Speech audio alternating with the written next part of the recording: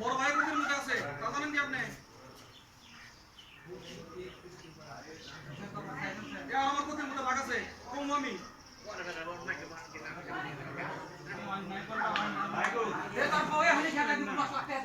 তুই কিরম বীর পুরুষ তুই 10 লাখ টাকা রাখা তোর বয় হানি খেতে মুখে না যায় যেটা দাম কথা রাখবো তোর ক্ষতি আমি করি হ্যাঁ আর ভালোর জন্য আজকে সকাল 10টা থেকে না খায় হ্যাঁ এই করছো তুমি কথা মুখে কথা বলতেছি হ্যাঁ কার পায়ে ধরনে কানাতে ধরনে তোর